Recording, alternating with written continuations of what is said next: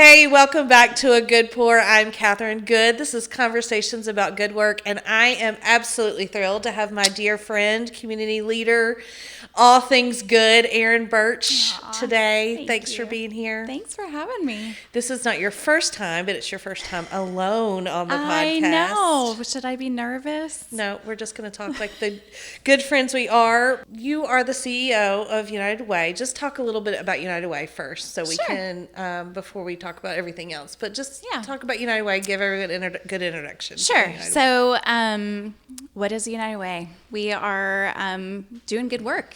We are really by nature, that is our role, is to advance common good, and to do that by mobilizing the caring power community. And if you live in Sumner County, you know that there is a huge caring power of community here. And we do that by pulling resources together. We service many different needs in the community in the areas of health, education, financial stability, and what we call rebuilding lives, which is people coming out of crisis. So that's not one thing. It's a lot of things, which how do you do that when you are trying to help all those different things? And the key part of what we do is our partnerships. So working with our Sumner County school system, with local big business, small business, big companies, small companies. But the real key is our relationships with over 40 nonprofit agencies in Sumner County. And so we don't focus on one thing to help, we focus on multiple. And it's kind of a beautiful model of being able to pull everyone together. And when someone is able to give of their time through volunteering or their finances through a donation, they're not helping just one thing by being involved in United Way. And a lot of times we can see the very obvious issues, the very obvious of food insecurity or homelessness, and those are huge, big problems. But there are a lot of less obvious problems that also affect those people in need. And so what we get to do is work with the community as a whole to wrap around services. I mean, multiple guests on this podcast talk about the powerhouse that is nonprofit community. I think that is in large part to your leadership, because you and I both worked in nonprofit and love the nonprofit world, but so many times in certain situations they can see each other as competitors sometimes, because it is one purse or one pocket that is giving that money, and so it can be seen as competitive. So how have you shaped, and we have a lot of great nonprofit leaders, I know that, so I mean it's a definite collective, but how do you feel like it comes together so well here? So I've been a nonprofit my whole career, and I didn't mean to do that, but I've also learned that it's my mission field, and so I believe that you go where you are called and you stay there until you are done with your work. And I personally know that I'm done with the work when the Lord tells me I'm done. And so I'm not done in nonprofit yet, but something that's been really important to me as I came to work in Sumner County 6-7 years ago to work for United Way of Sumner County was really making sure that nonprofits worked well together, and that I did my part in making sure that that happened. And so because I get to work, and I mean that, like I get to work with so many different nonprofits that are doing incredible, valuable work. And when I first came, I thought, ooh, is this like a small pond and we're all going to be elbowing each other? Now, United Way, I kind of digress a little bit on how we fundraise. We fundraise kind of in the work masses, so workplace campaigns where we go and we educate big, small business, corporations, hospitals, all different things, but to educate them on the needs and then invite them to give back, whether it's through volunteer hours with their company or through payroll deduction. And so that actually is the model that got me involved, is that it's money that's raised in the community, it stays in the community, and then it's allocated out by the community. Thank God I don't decide where the funding that we raise goes. But so to answer how do we work so well together, I think it's because collectively as leaders, we see a value in what others are doing. We know that no issue is isolated and no one agency can do it all. Well, and you are very educated in what each other do. Yeah. Like, it is amazing when I talk to one leader and I'm like, who does this? And they can just say, this leader, this is what they do. This is how well they do it. You should go see them. Here's their number. I mean, basically, so many conversations in our nonprofit community happen that way. And I truly think it is so because everyone is so educated on what each other does. And it doesn't even stop there with just the needs. It also is funding. I'll be talking to a funder and they'll say, I have an interest in this and this and this. I'm like, that's not something that we're going to be able to help you with. I'm going to call one of my other nonprofit peers and say, you need to sit down and have a conversation with this person. Or this grant opened up. We are not qualified to apply for this, but this is so in your wheelhouse. Please apply for this. Let me know if you need a recommendation letter. Yeah. And that goes across the board. Yeah. Well, I love it. It's one of the many reasons I love living in Sumner County, but it's the nonprofit community is just a powerhouse and I love it. Yeah. So I knew I wanted to have you on at some point. You were, very early. We did talk about words of the year, but I knew I wanted to bring you in from your nonprofit experience. But I also, once the tornadoes happened in December,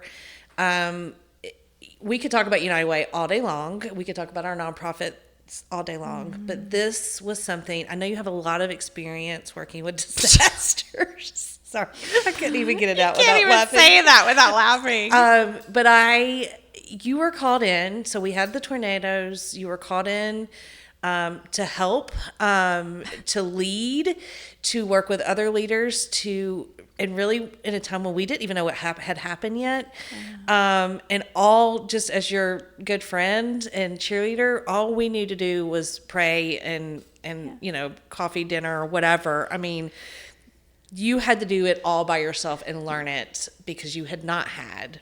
Yeah. I mean, I didn't even know United Way was the person that jumped in, right? And so talk about kind of the early hours of that, of just what happened. So it's really weird when you first said that, when you first kind of did the introduction of what you wanted to talk about, I felt my eyes start to well up. And that was just really unexpected. But I think it's because it was so unexpected. And disasters, of course, happen. But I feel so personally vested in what we were able to accomplish as a community post December 9th. That it's emotional a little bit. And then when we talk about community, and you just said, as friends, we didn't know how to help you, but you did. I mean, you took my kids out to dinner and brought food and all the great things. So, gosh, so many thank yous I could write about that, 6 weeks after December 9th. So what happened, and very funny, no, I have no disaster experience at all. You do. I've worked in disease research. I've worked with the people with intellectual disabilities, with babies, but no disaster until now. So like all good leaders, I had that notebook on the bookshelf that was what to do as a United Way in time of disaster. That notebook had some dust on it, and it was kind of Call a skeleton. To all United Ways across the country. Exactly. Dust the book off. Dust the book off. And to be fair, when I took on the role of leading the organization, I knew that was there. I knew that we were part of recovery and what our role was, but it was a skeleton of how to. So now all those pages are filled out. So December 9th, what happened was, like most families, my family was spread out in 3 different places, all within 2 miles of touchdowns of the tornado. So scary. But I was coming back from Nashville from dinner with friends, which we never got to have because we were in the basement of some building in Nashville, and immediately just was on the phone where are we supposed to go? What are we supposed to do? What's going on? Hearing from Mayor Clary in Hendersonville, hearing from Ken Weidner with Sumner County EMA, and of course, all of our mayors and all of our chambers and all of our county officials quickly getting together via phone or however to make sure that we were doing all that needed to be done. So immediately we just kind of stepped into action. I called our staff. I'm not going to say small but mighty. I'm going to say mighty but small, because we have 2 full-time, 2 part-time, and 1 seasonal part-time. And so they all got their let's do it, what do we need to do hats on. And so within 24 hours, we had a disaster hub set up online with help for those who were affected by the storm. We had a physical disaster headquarters set up with the thanks to Hendersonville Chamber, who had a wonderful space that was very centrally located for us to use to receive donations of supplies, whether that be cleanup or basic needs, and then also to assist in handing those out, and then to get volunteers ready to go out in full force. Now, that's one lesson I learned.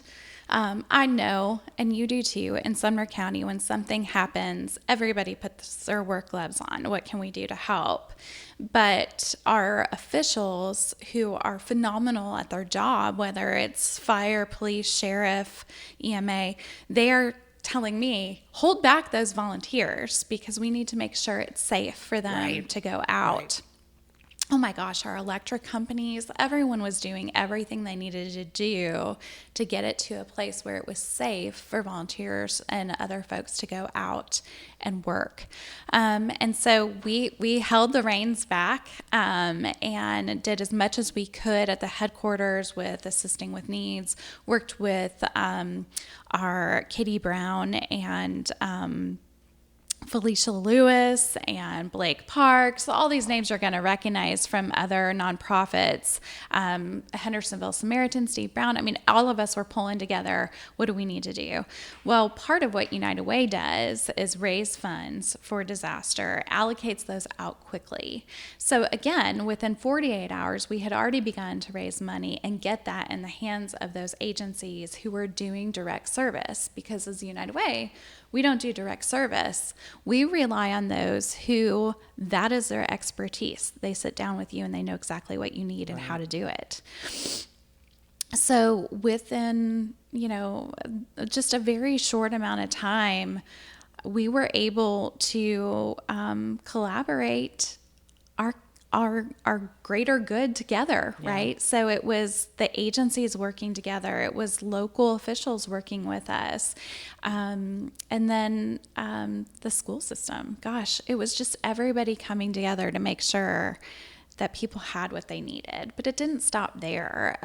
Less than a week after, we had just under 1,000 people volunteer to do cleanup across the affected areas. And they made a dent and it looked so much better. And we had so many people who stopped our volunteers in tears and said, I didn't know how I was going to clean this up. I didn't know what I was going to do. And we have just countless stories of that. And it really was just the most beautiful way to see that bringing together of the caring power of community. Yeah. And, right before Christmas, I was going, is she going to have to work all through Christmas? I remember thinking it because it's a long process. It is. It's a long process. And, like I said, we did cleanup about less than a week after, but it doesn't stop there. I mean, even now, you can still see, we still have some cleanup. We still have folks who are running into some issues and they need help from our legal aid society. And you say it was around Christmas time. I mean, that just rolls off our tongue. But when you think of just an everyday normal person trying to get through December, if you have kids or a family or friends that you want to celebrate with, it's a busy time. And then here throw into, oh, now I have no Christmas presents for my kids. And that's where other agencies came together. And when I say no agency can do it all, even in disaster, no agency does it all. We worked with Red Cross. We worked with Shalom Zone on those Christmas presents. Keisha Ray on our Sumner County school system, she helped us with making sure that our kids were taken care of. It just I could rattle on for days the amount of people. And then our businesses. We don't necessarily work in step with our chambers every day. We're members of our chambers, Sure. and we see great benefit in all our chambers. But since so many of our victims were businesses, we ended up having to really be involved in that sector. And as you know, Hendersonville really took a big hit with that tornado. And so we got to be hand in hand with our chamber there in Hendersonville and making sure that we were doing all we could to get businesses up and running, especially at Christmas time when those folks needed their paychecks to be able to do I mean, a lot Christmas. of those businesses, it's the best month of the year. Exactly. Typically. Exactly. What did you learn about yourself? Ooh, I think there's a couple of things, but probably more than anything, it was to ask for help when I needed it. As a nonprofit, you can ask any one of us. We usually lack some sort of resources, whatever resource it might be. And I'm pretty good about asking for our organization. But it was long days. It was a lot of emotion. And it was a lot of untreaded territory for me. So it took a lot more brain power and a lot more emotion to get through that. And so personally for me, it was leaning in to ask for help from friends, from family, from business associates, and just saying, I'm not going to be able to do this all by myself. And when I say all by myself, I say our organization, and asking. But you had to say, them. I mean, like, you have 2 teenage daughters. Yeah. It's Christmas time. I mean, like, Yeah. you have a family that lives across the country that, Yeah. want to talk and see Erin at Christmas time. And, Yeah. so you have to, it was all by, I mean, it can feel all by yourself, right? Yeah. No matter Yeah. if it's personal or stuff you're doing for the organization, it can feel very lonely, I'm sure. It was. And I also needed to ask more of our staff. And, for anyone who's ever worked in nonprofit, you're not in it for monetary reasons. You're not in it for advancement usually. And I would say for most people in this sector, it is a mission field of some way. And so for me to constantly go to staff, especially part-time staff, and especially at that time of year, say, we got to keep going. Yeah. There's people who still need us. And gosh, they were incredible, of just kept showing up, kept saying, how can I do this? Kept helping each other, and teamwork at its best. And so I learned to ask for help in a multiple of different ways. And then also learned that people are glad to give it. They're glad to give it. When you brought my kids lunch, or, friends took them out to dinner, it was a joy for you to be able to give back to a friend who was working crazy hours. And it's something that I enjoy doing for others. So why wouldn't I give them the opportunity to do it for us? Yeah. Well, it's one of those, I felt like, I mean, it was Christmas time. I mean, my husband's plant was totally destroyed. So, it was weird, because just watching you as a friend, it's kind of like when someone dies and the rest of the world moves on and you're still stuck in that grief. Yeah. I feel like from an outside perspective, it probably felt that way in some ways. Like, Hendersonville really got picked up pretty quick. Yeah. Right. and then all these people are kind of moving ahead to Christmas, and I just felt like she's still here doing this, right? Yeah. And she needs our prayers, and she needs all of these things, but not just you, your entire organization, but it felt that way from the outside. Like we're all kind of moving on, and you're still picking up everybody's. I mean, like, you know what I mean? You're still dealing with a literal tornado, right? And also the long-term recovery, yeah, which was something new to me as well, because then we were in it. I know our role is donations and volunteers, and making sure that we connect those needs to resources. But our everyday job wasn't stopping. So we have dozens of agencies who have nothing to do with disaster, who still need us to raise money, who still need volunteers, who still need us to advocate on behalf of them. You still had to do your day job. Yeah. And so that was... and try to plan a gala, because the gala is in February? Yes, quarter one. February. Yes. It was Valentine's Day. Yeah. So all of those things, it did feel super, super heavy. Are we going to let people down? Are we going to let our agencies that need support that have nothing to do with disaster down? Am I letting my family down because I'm working 16 hours a day? Am I letting the staff down because they're part-time, but they're working time and a half? Mm-hmm. And so I think that part was pretty lonely in that, I was able to talk with others that were also doing lots and lots of work, but we were getting calls. And like I said before, United Way is not direct service, but we do directly connect needs to resources.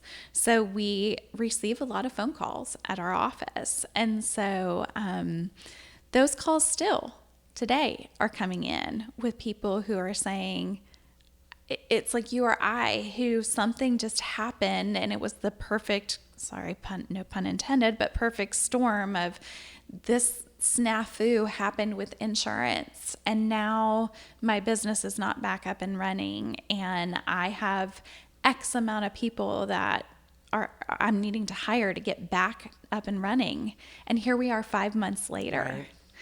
And so I've learned so much about what to do, what not to do, when to say yes, when to say that's someone else's role. Yeah, I'm so proud of you. Thank you. We just had some flooding, and I got to see you the next day, and it did seem like there was, like you were ready for a disaster. Yes. Thank God it wasn't as bad as it could have been, but you seemed totally confident in your disaster skills. This time, myself and the staff, we were kind of a little more ready to know what was next. Thank God it was not as bad as it could have been, but we are still working with folks who are whose homes were flooded, whose businesses were flooded, and disaster relief, maybe not, but making sure that those people can survive and thrive after this. So the work never stops in these kind of roles. It just changes. And so in disaster recovery, you go from just immediate to long term. And what does that mean? And it means that everybody who is affected can then have their needs met and go on to thrive. And that we can make sure that Sumner County is better than it was before it happened. Yeah, absolutely. Amen to that. Yeah. Okay, there's 2 more questions I want to ask you. Okay. The first one is, in your work with United Way, you've said that several times, you get to work with nonprofit leaders, you get to work with business leaders as you kind of go in and do these workplace funding efforts. Mm-hmm. You get to work with government leaders, our school leaders, our chamber leaders, just all kinds of different leaders, good and bad, I'm sure. What makes a good leader from your perspective? So for me, it is not always, so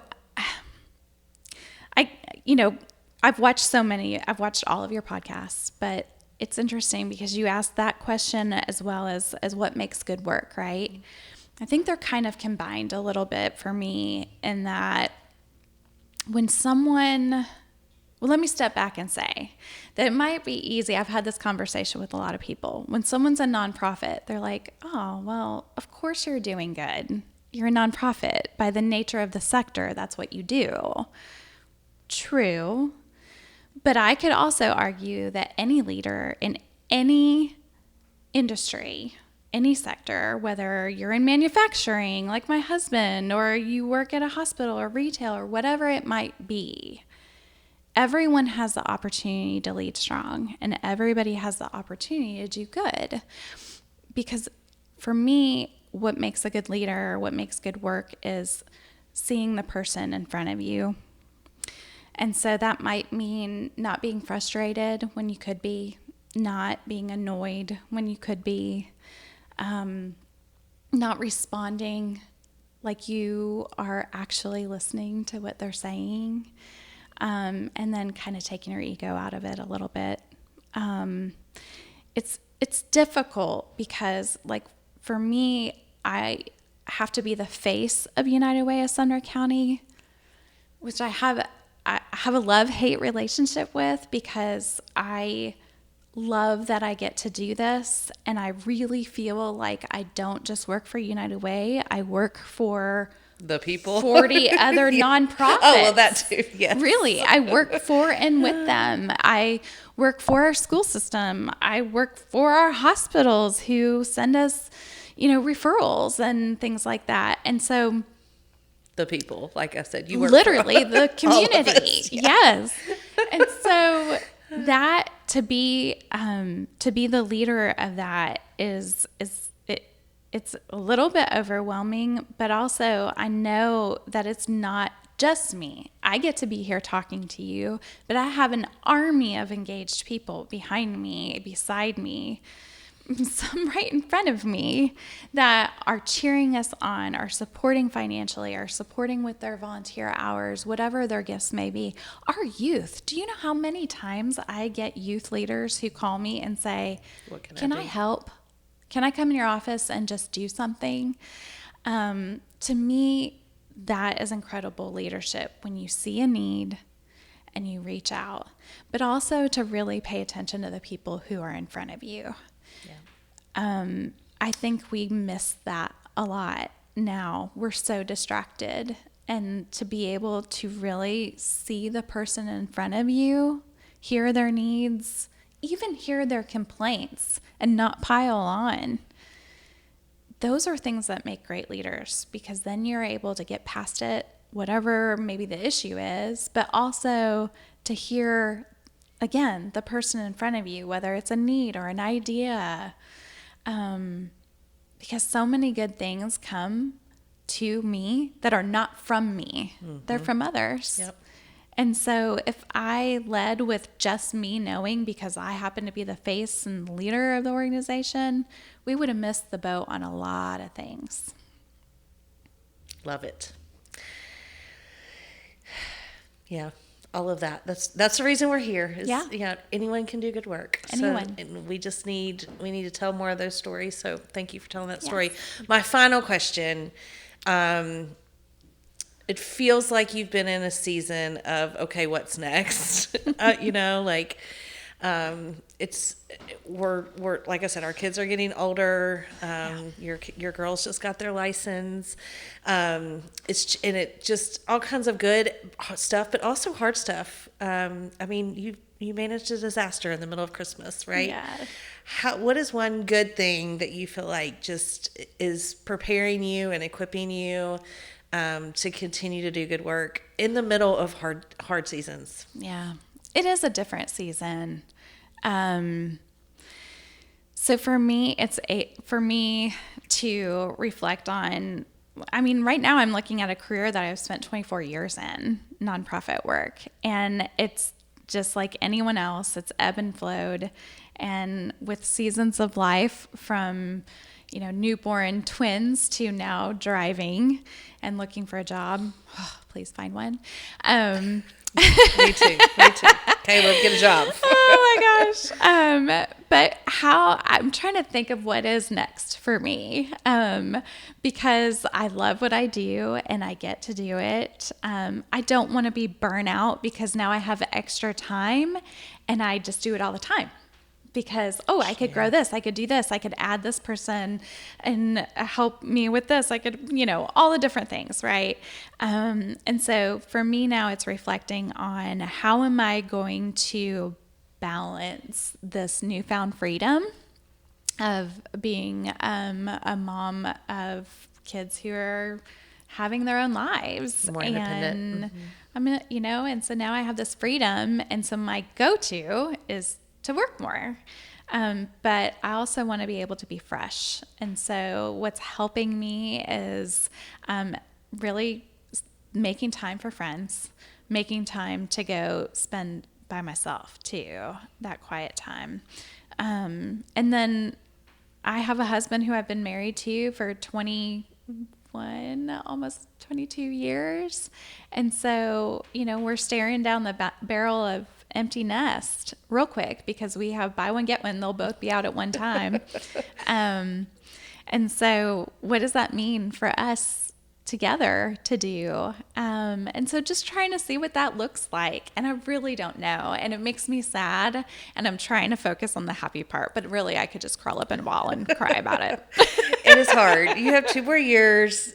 Just soak them up. Yes. And really, this is what I have said this to other friends as they've approached college, is they're still be around. Like, they're going to college, they're starting their own lives. But the best years, I feel like with my parents, some of the best years were that season of I'm out of college, or I'm in college, out of college, before I had kids. Like, Yeah. I just really got to know my parents as people. I got to know myself as a person. And so I'm looking forward to that. I'm trying to remind myself. I'm going to be optimistic with you. I'm trying to remind myself that they are real people and we get to know them as adults. Absolutely. And that is a good next season. Yeah. But it doesn't mean that it's hard. Yeah. It's hard. Yeah. If you see me crying, you might know why.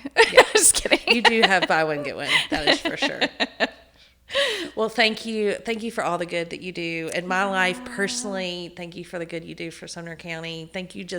You're a bonus mom to my kids. Just all the good things. I love you dearly. And thanks for joining us on A Good Pour. I love you too. And thank you for doing this. You highlight a lot of good things that otherwise are sometimes afterthoughts to people in the community, not just our work, but so many really cool things out there. Yeah. Good stories to tell. Yeah. Thanks. Thank you.